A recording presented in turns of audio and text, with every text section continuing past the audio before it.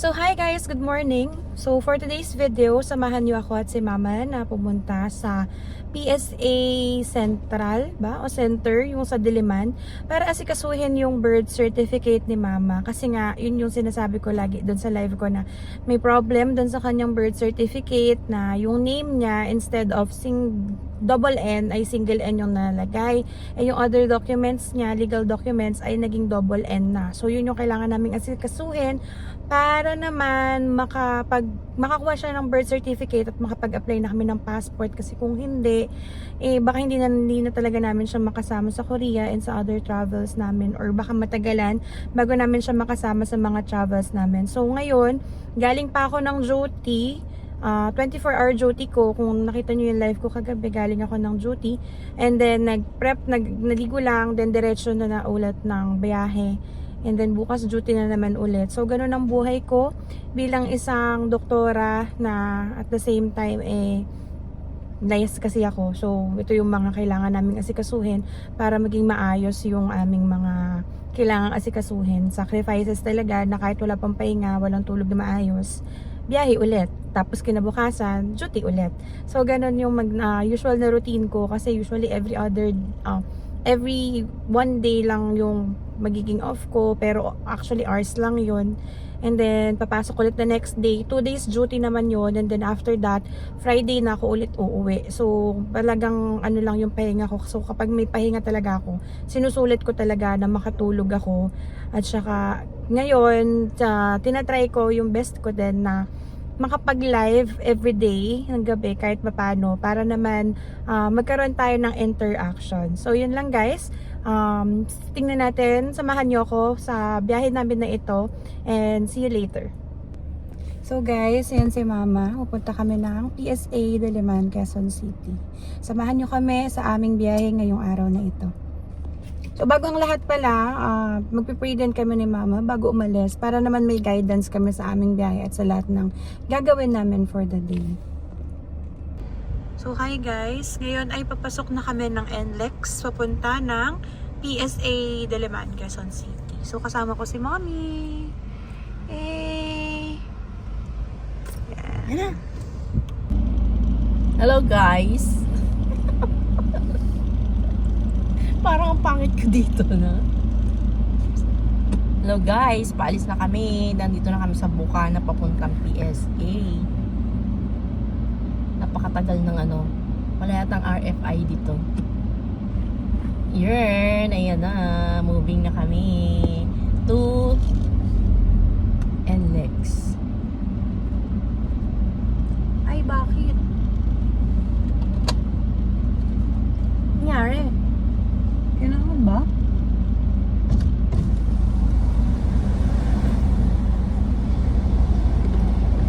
Panoorin ko na. Ayan. Hindi kami nakalabas. Oh, tingnan nyo. Hindi kami nakalabas. Ayan, bumukas na. Yun. Moving na kami. Moving na kami.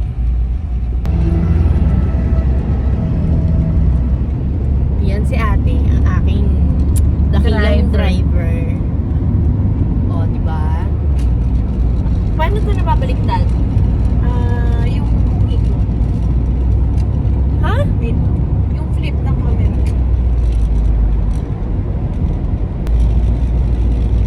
Sungers. Ay, hindi na flip kapag pag naka-play ka, dapat i-focus. Ay, ganun pala. O, ayan o, tingnan mo. Sa right upper, pwede mo. Sino kaya pa pwedeng mag-drive ng ganyang kalaking sasakyan? Ang dami, liit na trolls. Vlogging talaga siya. No? Tignan mo naman. Oh. Parang ang bigat-bigat, no?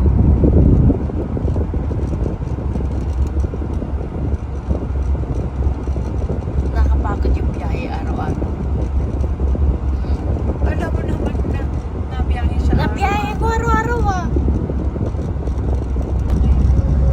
Kala ko medyo maluwag kasi patay yung oras. Yan. So guys, finally nandito na kami sa PSA. So guys, ngayon ay papunta kami ng building ng PSA. Kasi nung tumawag ako sa PSA ay kailangan daw na mag-submit kami ng letter ng request to expedite yung process ng birth certificate ni mommy and proof of urgency. So ngayon magsasubmit kami ng mga requirements na yon para hopefully matulungan kami na ma-expedite yung process ng birth certificate ni mama.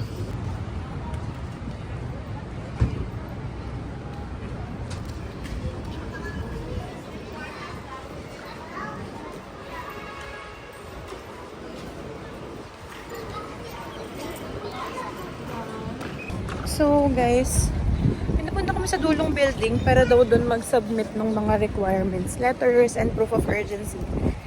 Tapos pagdating namin doon sa dulong building, tinuturo naman kami sa legal na department. So ngayon, papunta kami sa legal department na building nila para doon mag-submit ng mga letters tsaka proof of urgency.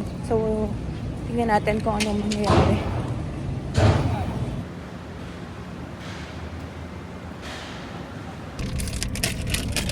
So guys, tapos na kaming magpasa ng mga additional requirements para sa PSA birth certificate correction ni mama. Naipasa na namin yung kanyang letter, request letter to expedite yung process. Napasa na rin namin yung